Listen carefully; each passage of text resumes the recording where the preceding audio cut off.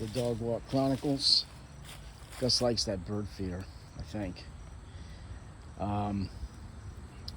Today is the feast of St. Andrew Kim, Korean martyr. We have an Andrew Kim church down the street from our church, our parish church. What's the matter, Gus? And today's first reading continues in Timothy, 1 Timothy chapter 3.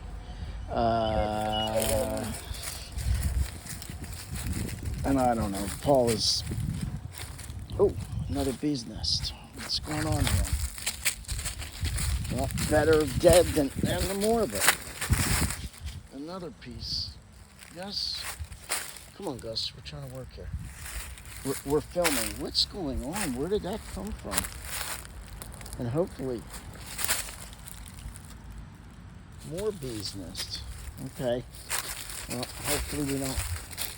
Looks like there's no bees left. Okay, so it's Luke chapter 3, and Paul is. I don't know what Paul's saying. I can't remember. But, no, I'm sorry, in Timothy. In Luke, chapter of Luke, we hear Jesus, chapter 7, 30 to something, I think. Or we hear Luke saying, Jesus saying that the kingdom of God is like children playing in the streets, playing their flutes, and said, we played the flute for you and you didn't dance. We sang a dirge and you didn't mourn, or something like that. And I don't understand what that actually means, and I didn't look in my Bible to even get any references like you find at the bottom of the page there often. This sometimes helps to let you understand what's going on in the readings when they're not always clear. So what I'm going to talk about is the island of Lampedusa off the coast of Italy, a population of 6,000 people that has been inundated, or you might say invaded, by 7,000 able-bodied males predominantly. No females and no children. So these people are leaving from North Africa and different places. You've got people trafficking helping them get across, costing $7,000 and $8,000 to get to certain places on their journey, and then more probably to get to other places. And they've inundated a small island, and now they actually are numbering 1-to-1, over 1-to-1. They're rioting. Obviously, there's no place for them to go, so they're doing their business on the street, as in, defecation and all. So, and if they have their jobs, then obviously, as happens with any group of immigrants, some are going to find work, and some are going to find crime or any way that they can to make money. And that's what's happening. And also, when you have leisure time, and you're all 7,000 basically men, they're going to be bothering the women, the local women. So this is an invasion. And I have a couple thoughts. We should pray for governments. There's a lot of things, and obviously I'm not a scholar to know this, but it seems there's some obvious things. Governments in parts of the world where people keep leaving, there must be a reason they're leaving. One reason is their country's got there's poverty, or there's no resources or whatever. So the governments are there, should be there, to help the people. Our government is here to help the people and serve the people. In a lot of countries, the government is there to rule the people. And I'm pretty sure that these places where these people are coming, they don't look starved from the pictures I've seen. Probably the rulers are keeping whatever spoils or whatever resources there are to them. I doubt that the rulers of these countries are starving. So my point is, they're not taking care of their country, their countrymen, and their countrymen are then leaving and coming to other countries and expecting other countries to take care of them. If the men are there, they should, it seems to me, get the government to take care, to do its job, which is to help lead, should be to help lead the people and help them to flourish, not get to the point where they have to spend their scrounge their last bits of dollars so they can get to another country where they can actually live. Number two, so we should pray for the rulers to stand up and do what they're supposed to do and not be greedy and just take from the people, which seems to be one part of the problem. Number two, there's been a concerted effort by the Islamic religion, first to conquer by force.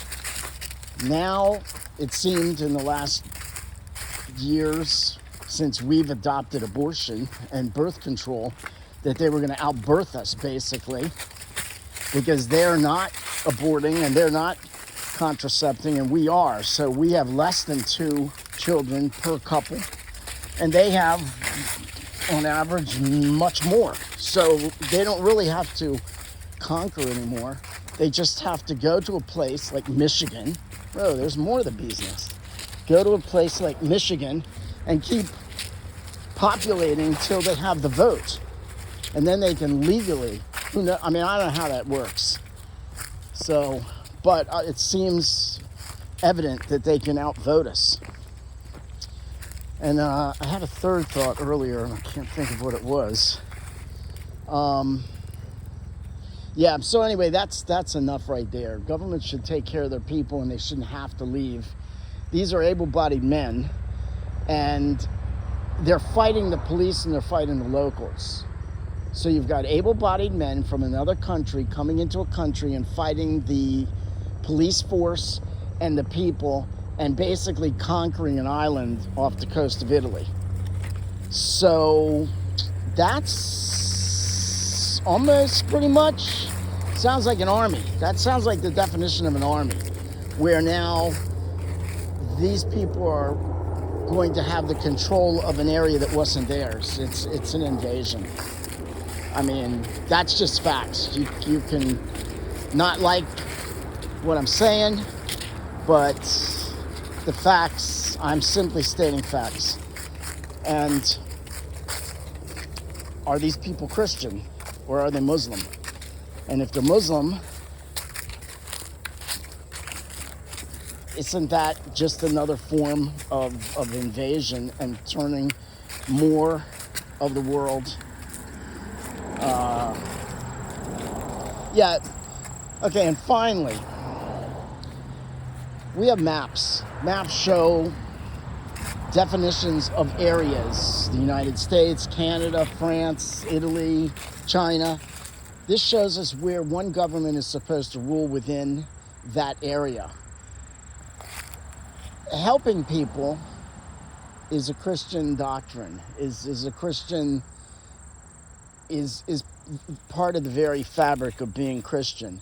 But allowing people to just come and just literally enter into your house and take over or enter into your land is not necessary. And it should be the job of the governments of these countries to do enough to at least keep the people to stay in their own boundaries. When your government is, I mean, when you're, normally these things are corruption, I believe. Greed. My father used to say woman and a dollar bill are the two, and it's a bit of a joke, but basically lust and greed are the two things that most people sin on. That's basically what he's saying, so don't get all worked up. But from what I've seen, it seems like, in my years, it's greed in a government that's keeping them, that there's more greed in the government and less giving.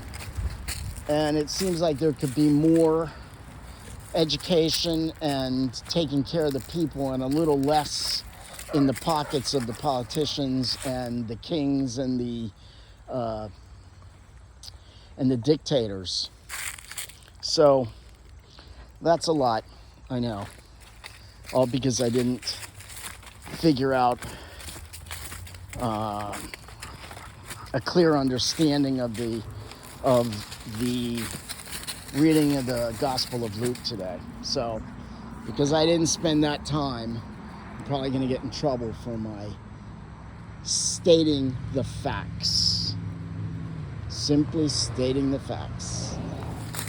May not like the way it sounds, but where have I lied? That's what I always... That's for me what it comes down to a lot of things. Sometimes you shouldn't say things. That's true. Things that are true shouldn't be said, but that's when we're not hurting somebody's feelings. This is literally a matter of life and death. This is literally a matter of a country. And this is just this part of this island. The whole thing is happening in all of Europe. Just like it's been happening since around 631 when Muhammad came, or whenever, roughly that vicinity of time. Okay, well, that should be enough to get me in trouble. That's all you need to know.